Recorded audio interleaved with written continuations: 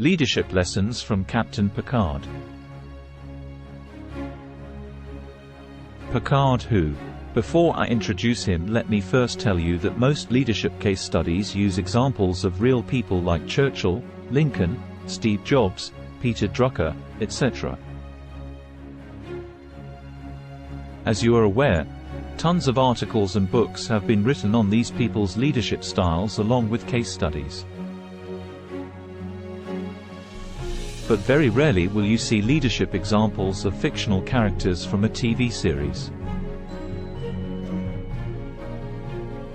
Picard is one such fictional character from the popular TV series, Star Trek: The Next Generation. He is the captain of the spaceship, the USS Enterprise.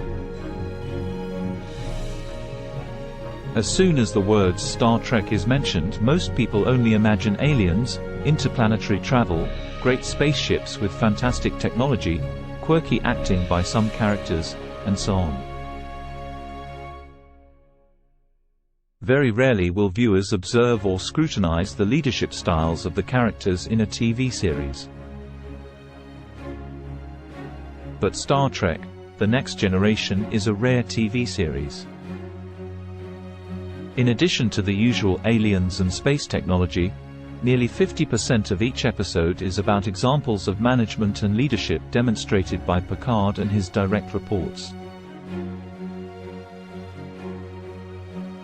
There is a wealth of leadership knowledge that you can gain from this series, not only from the captain but all the characters in the show.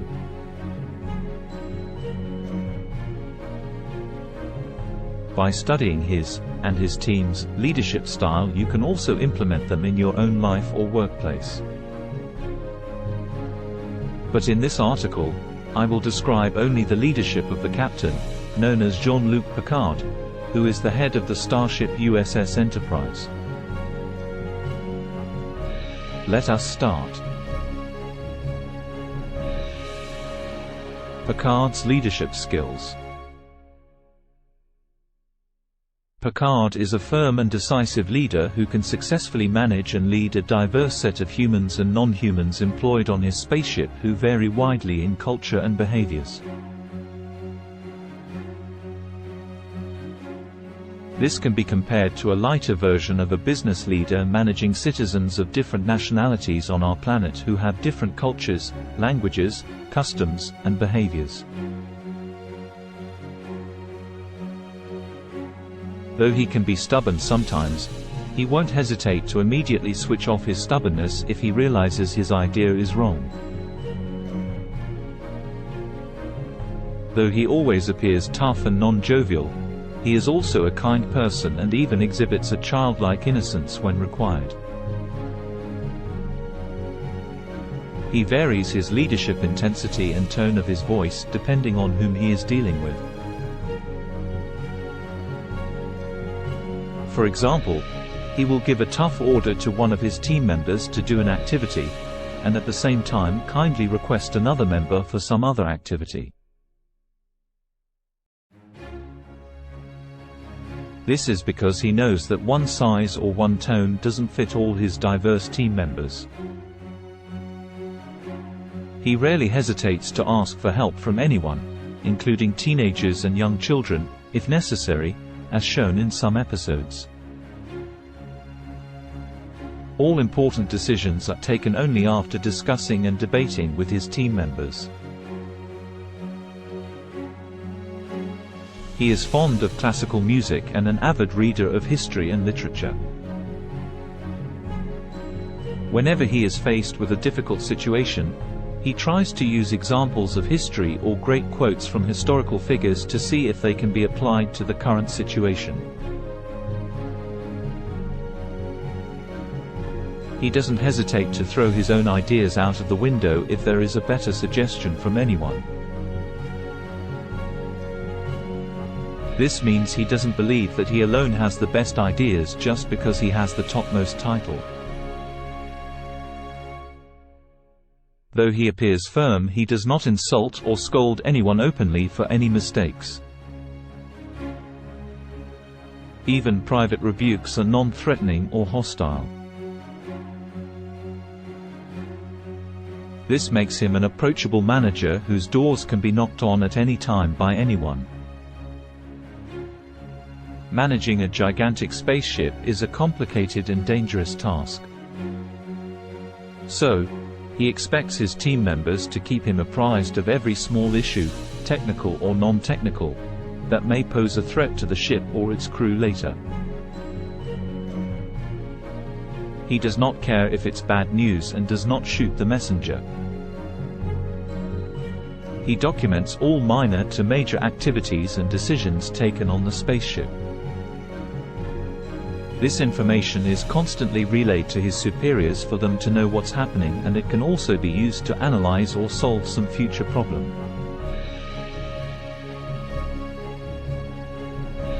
Though he can be impatient during an emergency, he also has the skill to be extraordinarily patient if there is a necessity or there is no immediate solution at hand. Though he is a team player, he also isolates himself in his room to do some quiet thinking for any tough decisions required.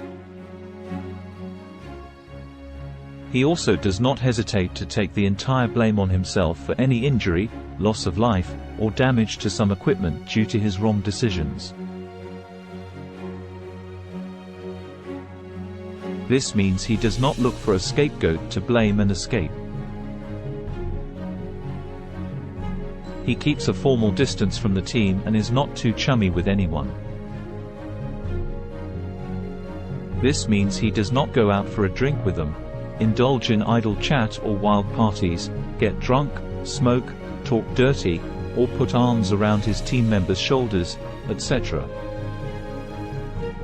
This ensures that his team members respect the hierarchy and don't assume he is their beer pal who can be taken for granted. Picard is ethical, honest, and can be trusted. He does not betray anyone or stab them in the back to get ahead. He does not hesitate to put his career on the line if he believes he is doing the right thing. He also has the ability to empathize and understand the people he works with. He is a hands-on leader and does not do leadership at a high level or just via status reports. He also knows how to operate most of the features of the ship, and even the weapons, except for complicated engineering aspects where he accepts the suggestions of his engineering team. This means he gets involved to assist his team and also participates in dangerous missions with weapons if necessary. He refuses to do the wrong thing even though that is the easiest to do in that situation. This means he sometimes refuses to do what his high command orders him to do if he believes it's wrong, unethical, or criminal.